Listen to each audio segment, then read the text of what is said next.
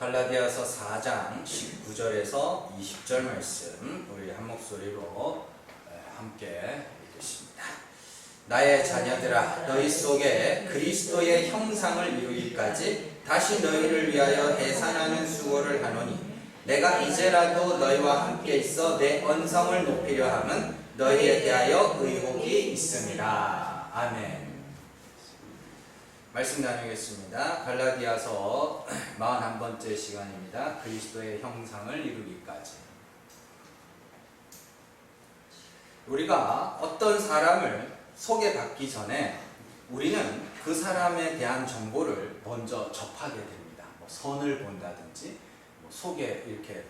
소개팅이라고 그러죠. 그렇게 한다든지, 그렇죠. 선 볼 때, 옛날에는 선 볼 때 이렇게 사진 보여주고, 그죠? 어떻게 했는데, 그 사람에 대한 정보를 듣게 되는데, 생김새, 또 키, 또 말투 등 외적인 모습부터 성격이나 분위기, 그죠? 그런 말투 이런 같은 그런 눈으로 확인하지 못하는 그런 모습들까지 정보를 듣게 됩니다. 그런데 그렇게 그에 대한 정보를 접할 때 사람은 머릿속에서 한 번도 만나본 적 없는 사람에 대한 이미지를 그려갑니다. 그렇죠? 그래서 제가 이제 우리 조건사님을 처음 소개받을 때 우리 도건사님이 우리 어머니 같으신 분이라고 막 그러면서 이런저런 이야기들을 하셨어요. 그래서 머릿속으로 막 그렸어요. 머릿속으로 막 그렸는데 당연히 만나봤을 때 다르죠. 머릿속에 그린 그런 모습이랑 실제 모습은 당연히 다를 수밖에 없는 거죠. 그 사람에 대하여 들은 정보를 토대로 상상하여 그림을 그려보는데, 내가 머릿속에 그리던 것과 실제의 그 사람을 비교해보면 예상이 빗나가는 경우가 거의 한 99% 됩니다. 간혹 가다가 내가 그리던 그 사람이에요. 그런 표현 드라마 같은 데서 보셨죠? 내가 그리던 그 사람. 뭔 말이에요 그게? 내가 머릿속으로 그리던 그 사람이란 소리예요. 내가 그리던 사람이란 말이에요. 이것은 어쨌든 그러나 그런 경우는 극히 찾아보기 힘든 경우고, 대부분의 경우는 머릿속에 그린 그 사람과 실제 그 사람은 다른 경우들이 허다합니다. 이거는요 사실 굉장히 재미있는 현상이에요. 연구해 볼 만한. 실체를 보고, 내가 그 실체를 보고 그거를 말로 설명하는데, 듣는 자가 엉뚱한 것을 그렸다는 것은 첫 번째는 우리 언어의 한계를 말해주는 거예요. 말로 설명하지 못하는. 그래서 현대철학인데 중요한 건 아니까, 말보다 예술이 더 많은 것들을 말한다.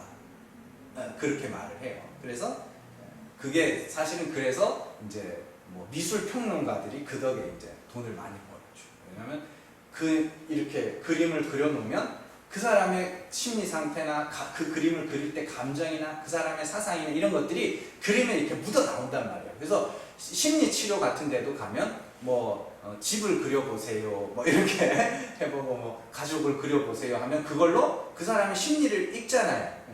그런 겁니다. 그러니까 어쨌든 인간의 언어는 그렇게 한계가 있어요. 말이라고 하는 건. 동시에 말의 한계만 있는 게 아니라 인지 능력의 한계도 있어요.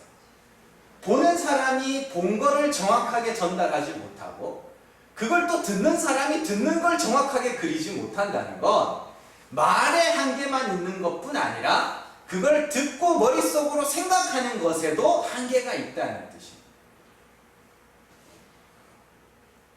그렇죠? 자세하게 설명을 듣고 그것을 듣고 인지하여 머릿속에 그리는 것 사이에 말과 듣기라는 게 존재하는데, 언어의 한계와 인지 능력의 한계가 엉뚱한 결과물을 만들어 놓는 거예요. 자, 성경을 볼 때도 그런 인지 능력의 한계가 사람들 가운데 굉장히 많습니다.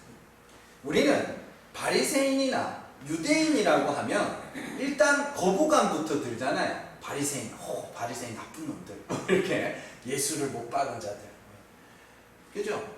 동시에 세리와 죄인들 이렇게 하면 이상하게 여러분들은 좋은 이미지가 떠오르실 겁니다. 삭개오, 똥나무에 오른 삭개오 세리장이잖아요. 그래서 그런데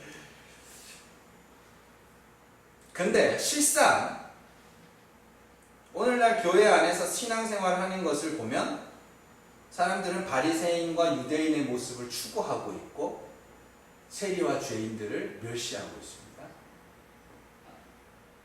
여러분들이 교회에 와서 좋아하는 사람들이 어떤 사람들이에요? 네? 교회 생활 착실히 하는 분들이죠. 네. 다 바리새인이라는 소리는 아니고 오해하지 말고 들으세요. 근데 좀 이렇게 험악한 분위기의 사람들, 네? 그런 사람들이 오면 왠지 경계하죠. 그래요. 인지 능력은 바리새인은 하나 예수님이 싫어하던 사람, 예수님에게 욕먹은 자들, 그 나쁜 놈들, 이렇게 인지 능력은 그렇게 인지하고 있어요. 그죠? 세리와 죄인, 예수님이 나는 이 같은 자들을 위하여 왔다라고 했으니까 그 사람들이 진짜 예수가 필요한 자들이네. 이렇게 인지는 그렇게 하고 있어요. 생각은 그렇게 하고 있는데 실제로는 그게 아니란 말이에요. 바리새인처럼 되려고 하고 유대인처럼 되려고 해요. 바리새인처럼 되려고 한다는 게 막 쇼한다는 게 아닙니다. 어떻게든지 믿음이 좋은 사람처럼, 어떻게든지 하나님 앞에 조금이라도 더 의로운 사람처럼 그렇게 보이려고 한다는 거예요.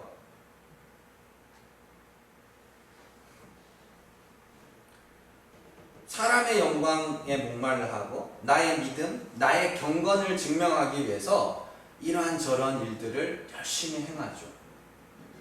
그리고 죄인들에 대하여 거침없이 손가락질을 하고 그들을 고발하여 정죄하는 자로서 그들을 고발하여 정죄한다니까 뭐 대단한 어떤 거 하지만 고자질하는 거예요. 제가 저랬어. 그게 그들을 정죄하여 고발하는 거예요. 한편으로 세리는요, 우리나라 역사로 말하면 일제압절기들입니다. 일제압절기들. 왜냐하면 총독이라는 거는 분봉왕이 있고 총독이 있다는 거는 로마 제국의 지배 아래 있다는 거고, 세금을 걷어다가 이렇게 유대인들에게도 이스라엘 그 왕에게도 세금이 가지만 유대 총독에게도 이렇게 지배세가 이렇게 들어간단 말이에요. 그거 세금을 걷는데 세리들이 그걸 걷어서 갖다 바쳤단 말이에요. 그 사람들은 나라도 버린 사람들이에요. 그 사람들의 유일한 소망이 뭐냐면 지중해 연안에 집을 짓고 거기서 평안한 노후를 보내는 게 그들의 꿈이었어요. 그래서 그래서 유대인들이 욕을 하든 손가락질을 하든 나라를 등지고 그렇게 하는 거예요. 우리나라가 그러잖아요. 일제를 청산합시다. 친일파 청산합시다. 역사 바로 세우기 막 이러면서 이제는 국립묘지에 친일파 묘지도 다 파낸다고. 응? 백선엽 장군 이제 나이가 90이 넘으셨죠? 그래서 뭐 오늘 내일 하시나 본데 국립묘지에 안장하기 어려울 수도 있다고 소리가. 그러면서도 교회에서는 세리와 죄인을 사랑하신 예수님. 그거예요, 여러분들. 뭔 말이에요? 우리의 인지 능력이 그렇게 허점투성이에요.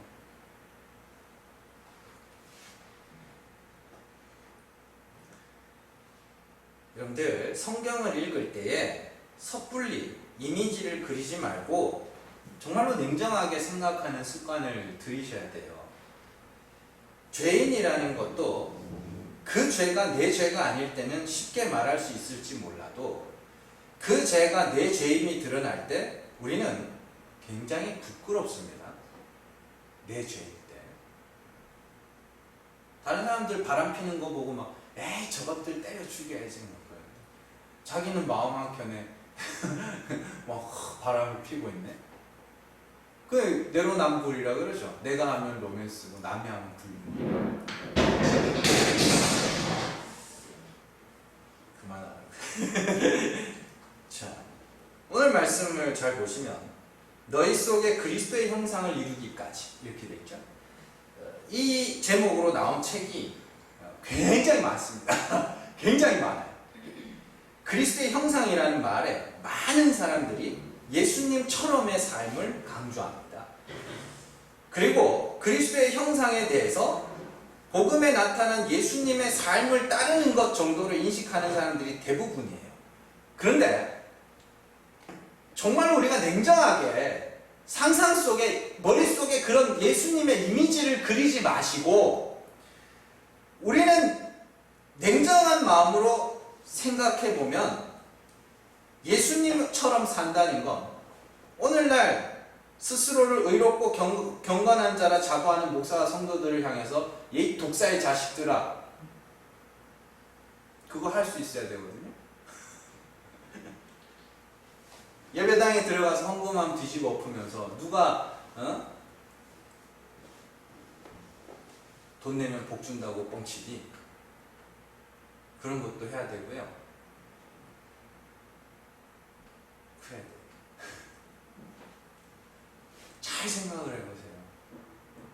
예수님이 뭐 그렇게 어떻게 사셨나 머릿속으로 생각하지 마시고 예수님 성경을 통해서 예수님이 어떻게 사셨나를 보시고 그게 그리스도의 형상을 이루는 걸까? 그런 생각을 해보시라고요.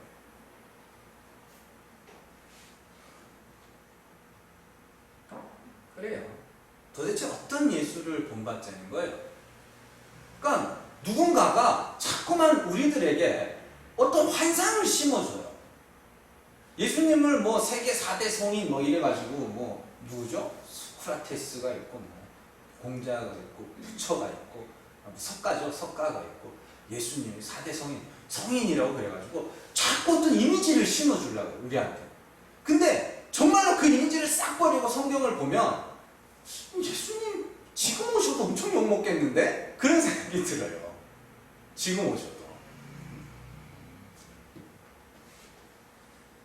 도대체 어떤 예수를 본받자는 거예요? 그냥 예수가 행하신 일이 어떤 의미인지도 모르니까 그냥 막연하게 상상하여 그렇게 가르치고 듣고 하는 거예요.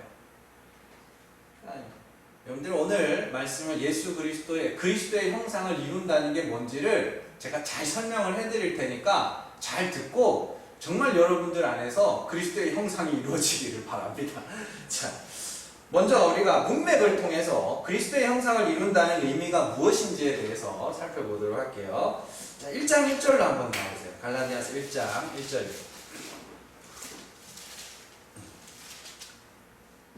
갈라디아서 1장 1절 같이 읽습니다. 사람들에게서 난 것도 아니요 사람으로 말미암은 것도 아니요 오직 예수 그리스도와 그를 죽은 자 가운데서 살리신 하나님 아버지로 말미암아 사도된 바울은. 여기 보시면은 바울이 갈라디아 교회에 자신을 소개하면서 예수 그리스도와 그를 죽은 자 가운데서 살리신 하나님 이렇게 되어 있죠. 이게 그리스도의 형상이에요.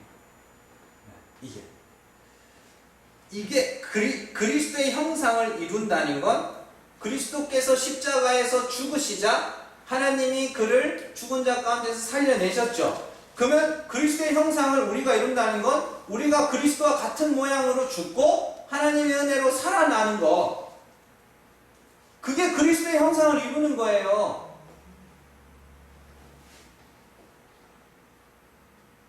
그죠? 그와 같이 우리도 그와 함께 죽고 죽은 자를 살리시는 하나님에 의하여 그리스도와 함께 살아서, 그게 소망이라고 그러잖아요. 산 소망 이렇게 되는데 소망이 막 살아있다는 게 아니라 산 소망, 산자의 소망.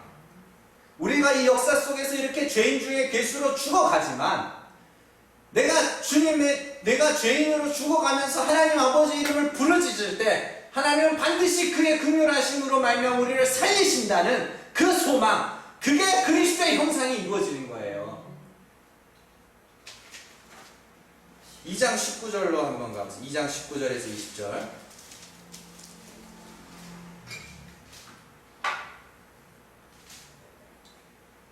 2장 19절에서 20절까지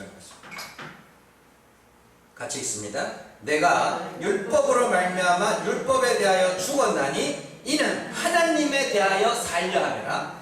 내가 그리스도와 함께 십자가에 못 박혔나니 그런즉 이제는 내가 사는 것이 아니오 오직 내 안에 그리스도께서 사시는 것이라. 이제 내가 육체 가운데 사는 것은 나를 사랑하사 나를 위하여 자기 자신을 버리신 하나님의 아들을 믿는 믿음 안에서 사는 것이라. 아멘. 잘 보세요. 그리스도의 형상이 오늘 말씀을 보면 너희 안에 그리스도의 형상이 이루기까지 이렇게 되어 있죠. 그 우리 안에 그리스도께서 어떻게 하셨다 그래요? 내가 율법으로 말미암아 율법에 대하여 죽었다. 그렇게 해야 하나님에 대하여 산 자야. 그죠? 그 이야기 하잖아요. 내가 율법에 대하여 죽었어. 그래야 하나님에 대하여 살아. 네. 그러면서 20절에 내가 그리스도와 함께 십자가에 못 박혔나니. 그죠? 그 이야기예요. 율법으로 말미암아 율법에 대하여 죽는 것이 하나님에 대하여 사는 것. 율법으로 말미암아 내가 저주받을 죄인이구나를 알게 되고 자백하게 되면 그게 율법에 대하여 죽는 거거든요. 율법으로 죄를 알고 그 죄로 하나님의 이름을 부르짖게 되면 그것이 하나님에 대하여 사는 거죠. 왜? 하나님은 긍휼이 풍성한 자비로우시고 긍휼하시고 노하기를 더디하시는 하나님이시기 때문에 그 긍휼로 가득 차 있다는 건 그것밖에 없다는 소리죠. 그러면 우리는 뭐 해야 돼요? 그에게서 긍휼을 받아야 되는 자로. 그래서 율법이 그 일을 한단 말입니다. 그런데 우리가 하나님이 그렇게 구원하신다는 것을 어떻게 알았어요? 그리스도가 보여주셨잖아요. 그리스도께서 십자가에서 우리가 받을 저주를 다 받아 죽으시고 죄인으로 죽으시고 십자가에서 율법에 대하여 그리스도가 먼저 죽으셨잖아요. 그러자 죽은 자 가운데 하나님이 그를 살려내셨잖아요. 그걸 믿고 그리스도와 함께 죽는 거예요. 그게 그리스도의 형상을 이루는 거예요. 그래서 20절에 19절에서는 내가 율법에 대하여 죽었다고 하면서 20절에서는 그리스도와 함께 십자가에 못 박혀 죽었다라고 이야기하는 겁니다. 그리스도의 형상은 그런 거예요. 그렇게 그리스도와 함께 십자가에서 저주받을 죄인으로 죽었다. 그런데 예수 그리스도가 하나님이 죽은 자 가운데서 그리스도를 살려내시더라. 그러면 그리스도와 함께 죽은 우리도 하나님이 우리를 살려내실 줄 나는 믿어. 믿으니까 죽는 거죠. 그렇잖아요. 믿으니까 죽는 거지. 살리실 줄, 죽은 자 가운데서 살리실 줄 믿으니까 죽는 거예요. 못 믿으니까 살라 그러는 거고.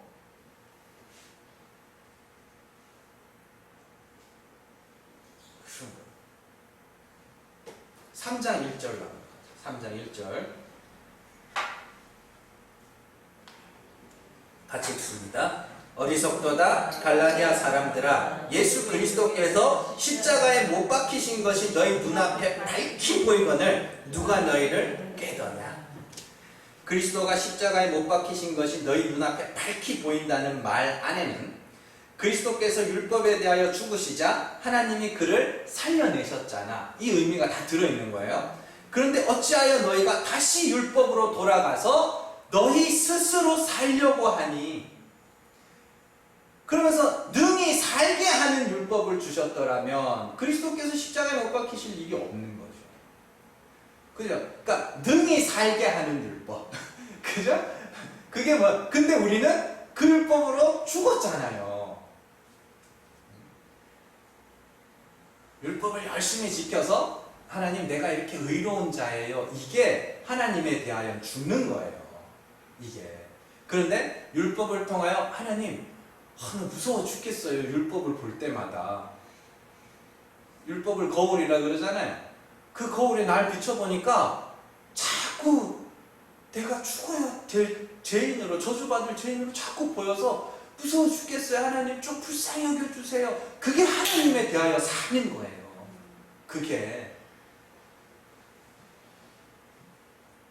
그걸 그리스도의 형상을 이룬다. 갈라디아서 4장 4절에서 7절 가보세요.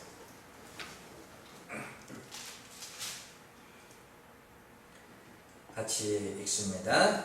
때가 차매 하나님이 그 아들을 보내사 여자에게 나게 하시고 율법 아래에 나게 하신 것은 율법 아래에 있는 자들을 속량하시고 우리로 아들의 명분을 얻게 하려 하심이라. 너희가 아들임으로 하나님이 그의 아들의 영을 우리 마음 가운데 보내사 아빠 아버지라 부르게 하셨느니라. 그러므로 내가 이후로는 종이 아니요 아들이니 아들이면 하나님으로 말미암아 유업을 받을 자니라. 아멘.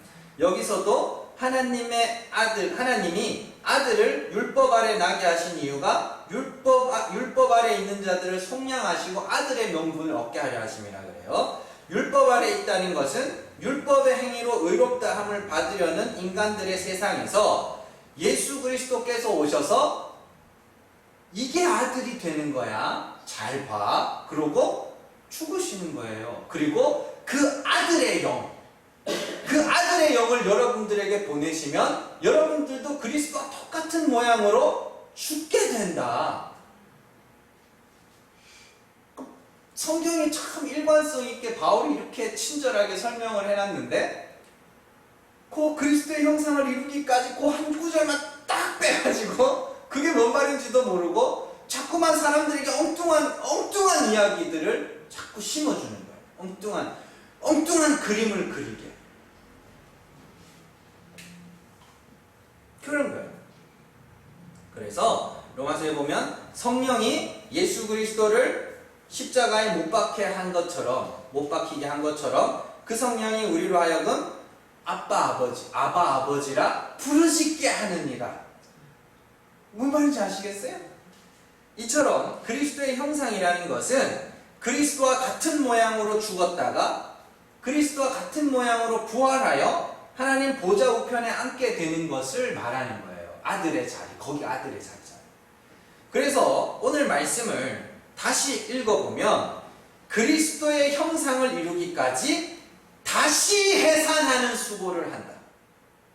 그러면서 21절부터 뭐가 나와요? 내게 말하라 율법 아래에 있고자 하는 자들아 율법을 듣지 못하였느냐 하면서 아브라함과 누구요? 하갈과 사라의 이야기가 나오는 거예요. 다시 해산하는 수고를 내가 할 거야. 그 말은 뭐냐면 너희가 지금 그리스도의 형상을 이루지 못하고 있으니까 내가 다시 복음을 설명해 줄게. 그러면서 하갈과 사라로 다시 복음을 설명해 주는 거예요. 이해 가시죠? 그래서 그 설명을 해줄 테니까 너희는 반드시 그걸 듣고 다시 그리스도의 형상을 이루어야 돼 라고 이야기를 하는 겁니다. 그래서 복음을 설명하는데 아브라함과 여종 하갈과 자유한 여자 사라가 나와요. 그 내용을 요약하면 하갈은 시내산 언약을 상징하는 여자죠. 그죠? 그리고 시내산 언약은 율법 아래에서 의롭고자 하는 자들, 율법 아래에서 의롭고자 하니까 자꾸만 내가 뭘 낳아야 돼요. 내가 열매를 자꾸 뭘 맺어야 돼요. 그죠? 그게 하갈이에요. 종이라고요. 종이 뭐라 그랬어요? 율법 아래에 있는 자들을 종이라 그러잖아요. 그들은 스스로 의로움에 이르러야 하기 때문에 계속해서 뭔가를 내놔요. 뭔가를 계속해서. 그런데 자유한 여자 사라가 어떤 여자라 그래요? 산고를 알지 못하고 잉태치 못하고 산고를 알지 뭘 한번 낳아본 적이 없네. 그걸 자유라 그래요. 그래서 뭐밖에 없어요? 바랄 것은 뭐밖에 없어요? 하나님의 은혜밖에 없어요.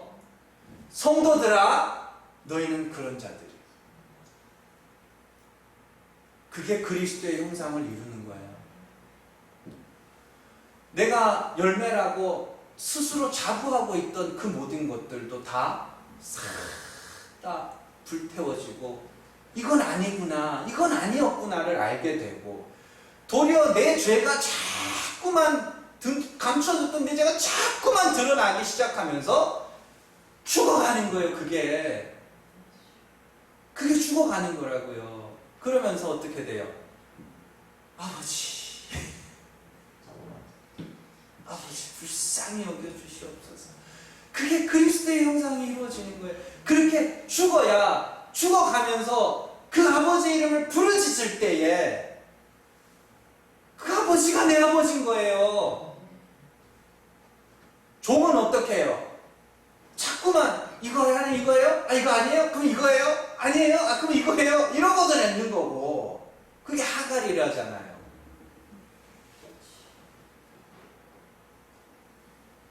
그러면서 5장 1절로 한번 가보세요. 5장 1절.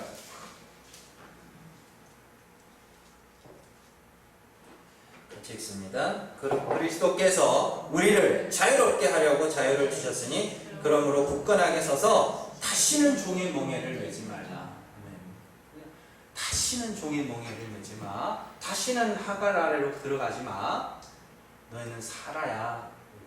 자유라고 하니까 막 우리가 너무 잘못 알고 있어요. 자유라는 거 막 나 자유 얻었네. 막 이게 아니고 하나님, 내가 하나님 앞에 내놓을 건 아무것도 없어요. 하나님, 나는 하나님이 불쌍히 여겨주시지 않으면 절대 구원받지 못할 그런 죄인일 뿐입니다. 이게 자유예요. 그게 열매 없는 자, 열매 없는 여자. 그래서 고대 시대에는 지금도 마찬가지 아닙니까? 지금 뭐 젊은 사람들은 애를 안 낳겠다고 막 그러는데 진짜로 불임인 여성들은 애 낳으려고 한 번이라도 낳아보려고 막 돈을 엄청나게 들여가면서 그러잖아요. 고대 시대는 더 했다니까요. 애를 못 낳으면 그게 저주받은 여자라고요.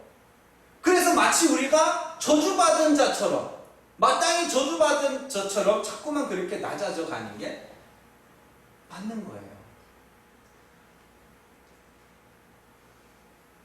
이처럼 내가 죄인이며 하나님의 은혜만을 부르짖는 자가 되면 그것이 그리스도의 형상을 이룬다. 우리 안에 그리스도의 형상이 이루어진다 라고 이야기를 하는 거예요. 바꿔 말하면 다시는 종의 멍에를 메고 하나님 앞에 스스로 의롭다함을 얻기 위하여 율법과 할례를 행하지 않는 것.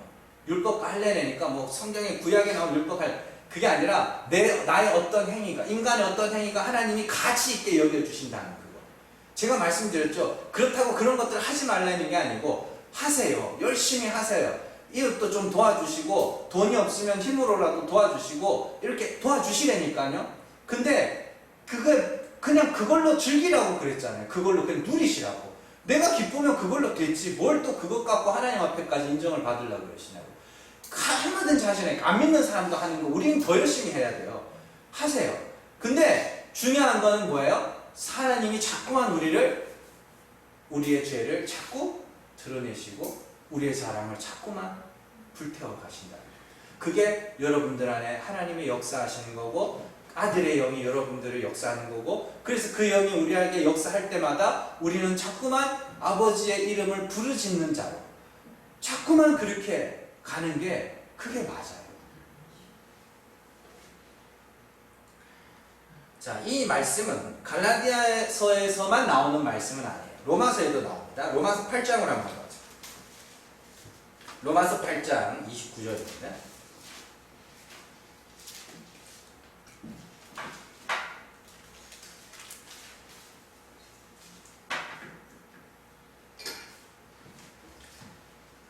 같이 읽습니다. 하나님이 미리 아신 자들을 또한 그 아들의 형상을 본받게 하기 위하여 미리 정하셨으니 이는 그로 많은 형제 중에서 맏아들이 되게 하려 하심이니라. 아멘.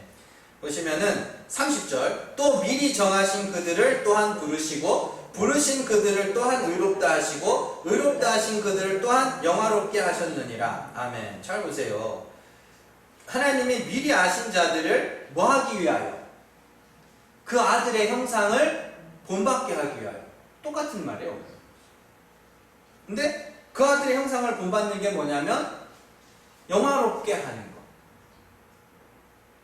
영화롭게 하는 게 우리가 영화로운 존재가 되는 게 아니고요. 우리로 하여금 하나님께 영광을 돌리게 하는 그 이야기입니다. 오해하고 읽으시면 안 돼요. 하나님이 우리를 미리 정하신 이유는 그 아들과 같이 하나님이 영화롭게 되는, 하나님이 예수 그리스도께서 십자가에서 저주를 받아 죽으시자 하나님이 그를 살리셔서 보좌 우편에 앉히심으로 하나님은 이런 분이야 보여주셨잖아요. 우리에게. 그죠? 마찬가지로 하나님이 우리를 미리 정하신 이유도 그 아들의 형상을 본받아 하나님을 영화롭게 하는 자로 세우기 위하여. 그 이야기. 그래서 우리는 반드시 이 땅에서 죽음을 경험해야 되는 거예요. 그 이야기예요. 그러니까 제가 뭐 똑똑해서 그런 게 아니고요. 진짜로 저는 공부 잘 못해요. 제가 이번에 참 보면서 애들 이제 집에서 애들 보고 있잖아요. 무한 폐렴 때문에. 그래서 설교 준비를 거의 대부분 지금 집에서 하고 있습니다. 집에서 자료 여기서 막 찾아가지고 집에서 거의 설교 준비를 하고 있는데, 제가 알았어요. 저희 큰 놈은 책상에 앉아있으면 공부를 하든지 안 하든지 책상에 몇 시간씩 앉아있거든요, 걔가 거기에. 근데 저는 그 책상이 하나밖에 없어요. 그래서 땅바닥에 엎드려서 하거든요. 30분 하고 일어나서 돌아다니다 또 앉아가지고 또 한 10분 하다가 또 일어나다니다. 아니 제가 간만 알았어요. 내 집중력이 이것밖에 안 되는구나. 그랬는데, 근데요, 하나님이 어떠한 분인지를 깨닫고 복음이 뭔지를 깨닫고 나면 보여요. 이게 그러니까 한번 보세요.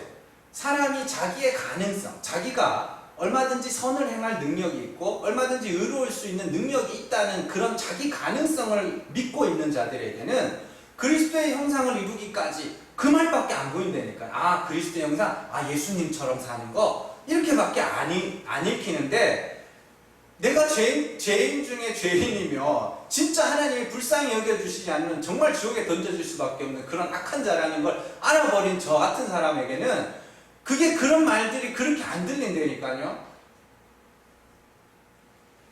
8장 29절 한번, 8장 29절 우리가 읽었죠? 8장 15절에서 17절 한번 가보세요.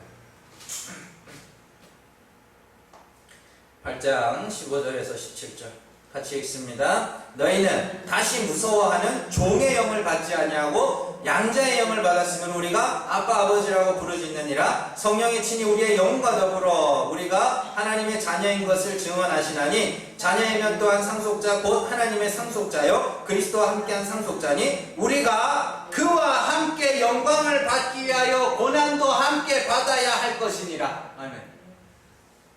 갈라디아서에서 우리가 읽은 내용이랑 똑같아요. 갈라디아서에서 그 아들의 영을 우리에게 보내셔서 아빠 아버지라고 부르짖게 하셨다 그랬죠? 똑같죠? 15절 너희는 다시는 무서워하는 종의 영을 받지 않고 양자 아들입니다. 아들의 영을 받았으므로 우리가 아빠 아버지라고 부르짖느니라.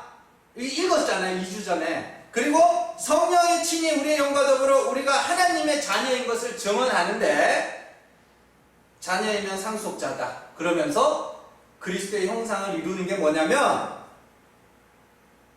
그리스도가 영광을 받으신 것처럼 똑같이 우리도 영광을 받게 될 건데, 영광 받기 전에 그가 뭐 했다 그래요? 고난을 받으셨죠? 우리도 반드시 고난을 받아야 돼. 그게 그리스도의 형상을 이루는 거예요. 그리스도의 고난이 뭐예요? 십자가. 자, 뭐 어떻게 더 설명을 해야 너무 쉽잖아요.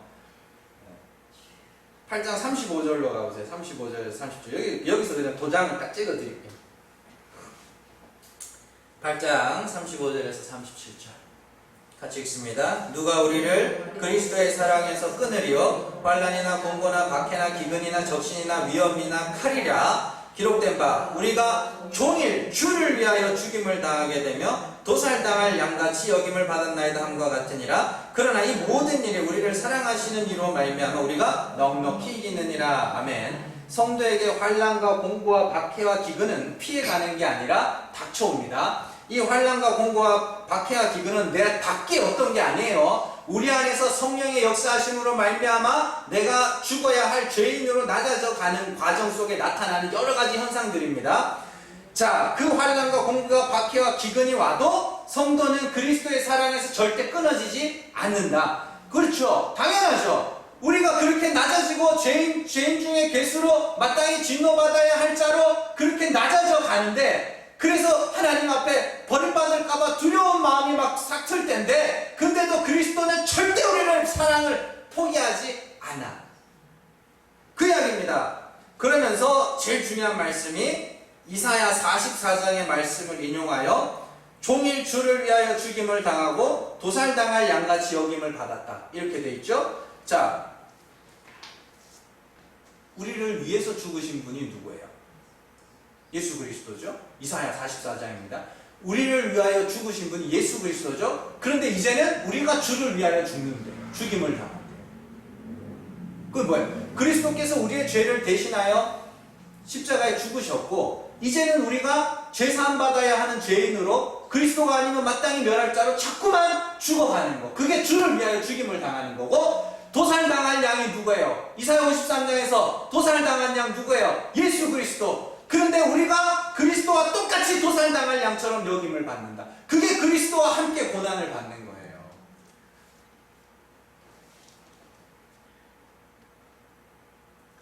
네, 그게 그리스도의 형상을 이루는 거.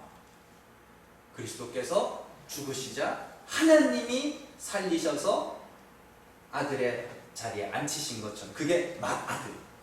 맏아들이라는 건 뭐냐면 그게 첫째라는 뜻이죠. 둘째, 셋째도 다 그렇게 된다는 소리입니다. 그래서 맏아들이라고 하는 거예요. 우리는 뭐 둘째고 셋째고 그게 아니라 맏아들이라고 이렇게 기록을 해놓은 건 모든 예수 이래로 아들이 된 자들은 다 그렇게 될 거야. 예수가 죽은 자 가운데서 살아나셔서 아들이 된 것처럼 그 아들의 영을 받은 모든 아들들이 다 그렇게 될 거야.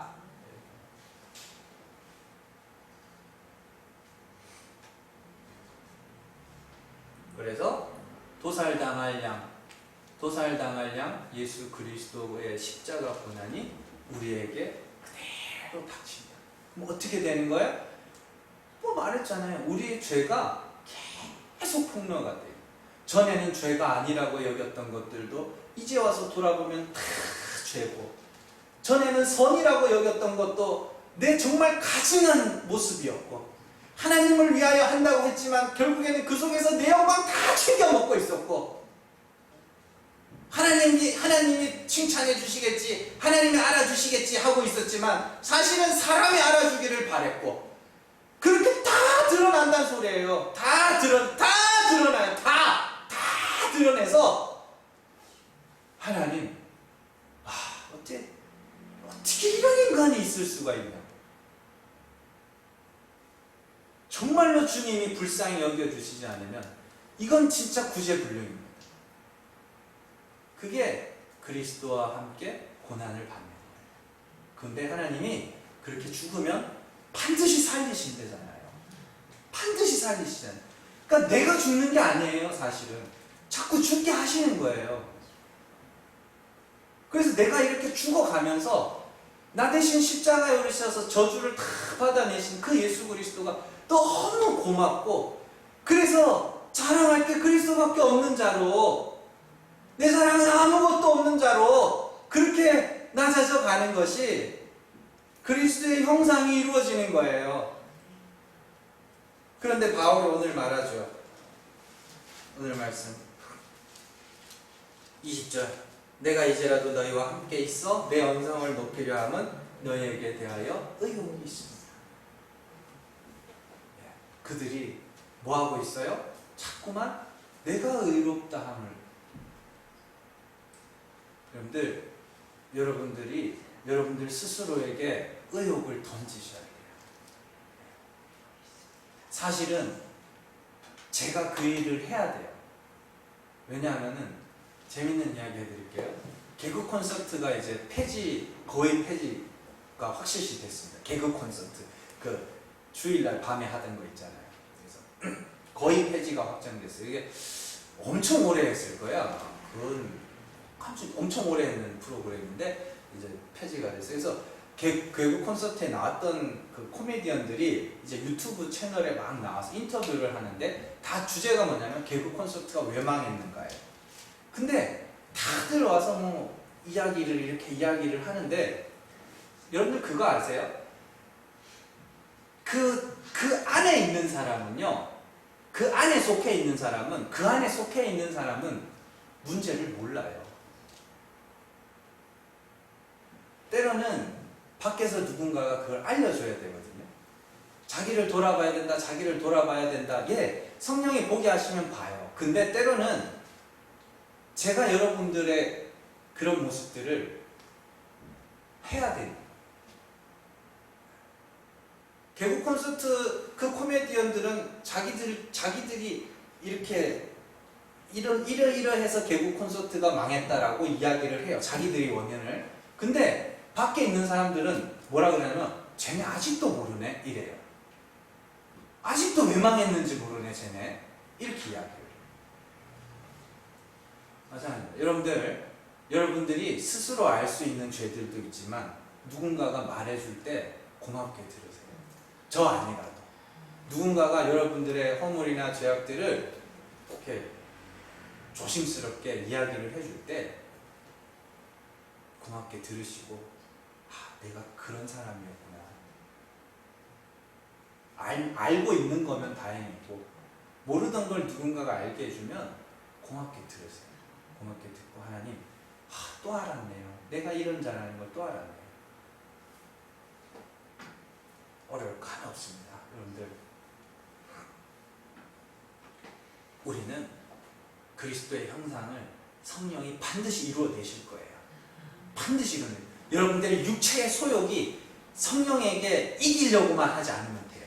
내가 의로워져서 내 이름을 내야지 하는 그 육체의 소욕이 성령을 이기려고만 하지 않으면 성령이 여러분들 안에서 반드시 그리스도의 형상을 이루어내실 겁니다. 그래서 착하게 사시고 전도도 열심히 하시고 기도도 열심히 하시고 예배도 열심히 참석하시고 다 열심히 하세요. 그런데 여러분들이 여기 나와서 배우고 말씀을 통해서 배우고 또 여러분들의 인생을 통해서 배워야 되는 건 하나님 이거는 하나님이 긍휼히 여겨주시는 방법 외에는 도저히 구원받을 길이 없는 그런 자입니다. 그게 그리스도와 함께 고난을 받고 그리스도와 함께 영광을 받을 자들의 삶 잘 기억하시고 정말로 그 그리스도의 형상이 여러분들 안에서 반드시 이루어지기를 주님의 이름으로 축원합니다. 기도하겠습니다.